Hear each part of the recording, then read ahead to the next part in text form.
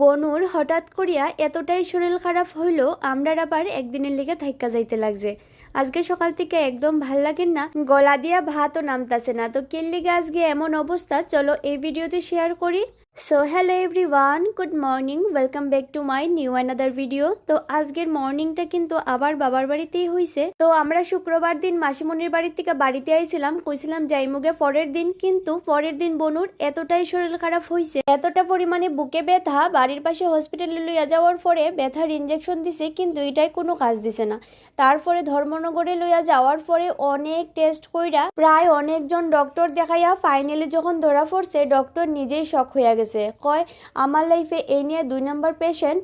প্রায় অনেক দিন আগে একজন আইছিল যে এই রোগ ধরা পড়ছে, আর আজকে তাইর এতটা পরিমাণে তার শরীরে ভিটামিন ডি এর অভাব, মানে অনেকটা। শুধু যে ভিটামিন ডি তেমন না, আরও অনেক প্রবলেম আছে তার মধ্যে। অনেকগুলা ঔষধ দিছে, এই ঔষধটি খাইলে শুধু সারতো না, অনেকগুলো এক্সারসাইজ করতে লাগবো, যেমন সকাল বিকাল বেশি বেশি করে হাঁটতে লাগবো, আর তাই নিজের হাতে তুললে ভাত খাইতে লাগবো। নিজে কিন্তু তুললে ভাত খায় না, এই একটা তাই বিরাট সমস্যা। তো ডক্টরে কইয়া দিছেন তাই যতটুকু ভাত খায় নিজের হাতে তুললে ভাত খাইতো। এই দেখো কতগুলা ঔষধ, এইগুলো সব কিন্তু তাই খাইতে লাগবো, তাইলে অনেকটা আগের থেকে সুস্থ হইব। আর বাকি তো এক্সারসাইজ করলে সুস্থ হইবই।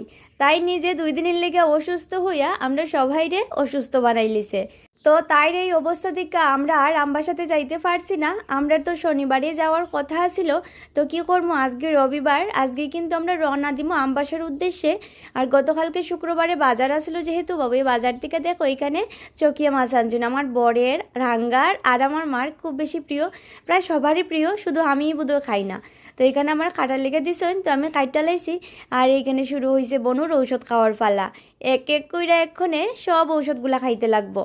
তারপর এক্ষণে যেহেতু বাড়িতে যাইতাম গিয়া, আর ওইদিকে বাড়িতে সবার লিগা লইয়া লিতেছি আপনার গাছের লটকন। আমরা ওইদিকে কিন্তু সবাই কই লটকন, কিন্তু আমরা ধর্মনগরের দিকে সবাই কয় বুবি। তো তোমরা কোন জায়গার থেকে কে কি কো একটু কমেন্ট করে আমার জানাইও। তো ওইদিকে বুবি প্যাক কইরা আমি রাখা দিছি ব্যাগে। তারপরে মায়ে ডাকলা ভাত খাওয়ানোর লিগা। একটা জায়গায় কতদিন থাকার পরে আর যাইতে ভাল লাগে না, আর সেটা যদি ওর বাবার বাড়ি, আর তো কোনো কথাই নাই। এখন তো আর বাড়িতে যাইতে ভাল লাগে না। ভাত খাওয়ানো বইছি গলা দিয়ে, এখন ভাতও নামতাছে না, একদম ইচ্ছা করেন না।